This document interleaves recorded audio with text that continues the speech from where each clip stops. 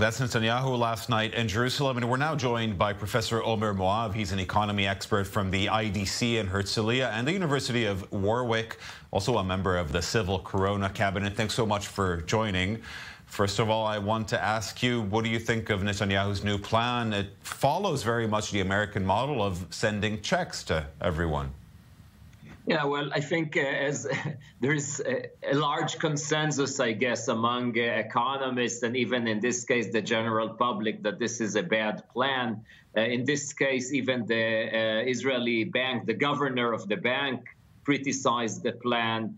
It's not just a bad plan, also the process was just outrageous.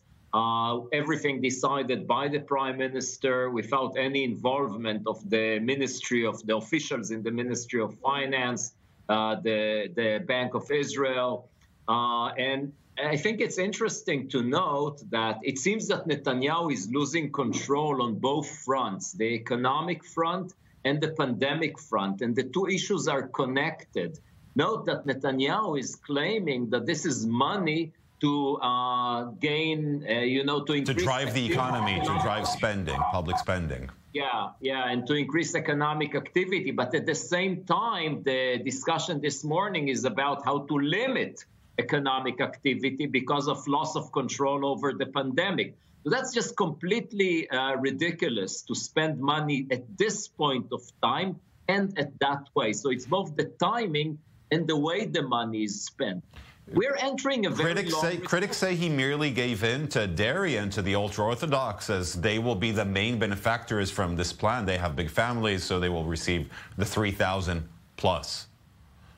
Well, I mean, that's a question about politics, but so I don't want to go into the details, who exactly pushed Netanyahu and who benefits from it. But as an economist, I could say the only rational explanation is populism and trying to buy votes from the general public. I hope it will fail, because it seems that most people understand that this is something that should not have been done. The cost of fighting the pandemic and the recession is huge, and the Israeli government, like many other governments, has to borrow the money.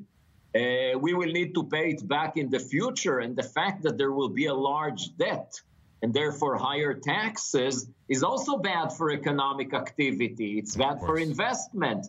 So there is a trade-off here. I must ask you, unemployment rates in Israel are among the highest in the world right now, with 21%. In Europe, where governments follow the Kurzarbeit method of reduced work, numbers are very low. People kept their jobs. Take me through the decision-making process of Netanyahu. Why risk such high unemployment rates rather than roll out an initiative that we see in Germany and the UK and France that keeps people at their jobs, gives them 60 to 80% of their salary, and really drives the economy? Well, I'm not sure that the program that Germany, for instance, adopted is suitable for Israel. So here we have alternative programs. The cost is very high.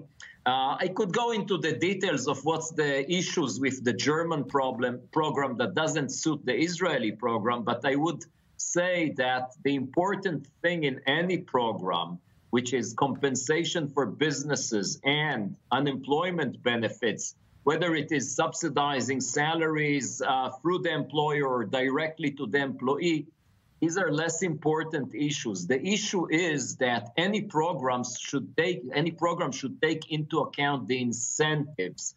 And the bad thing about the programs adopted in Israel, so now I'm not talking about just the general gift to the entire population.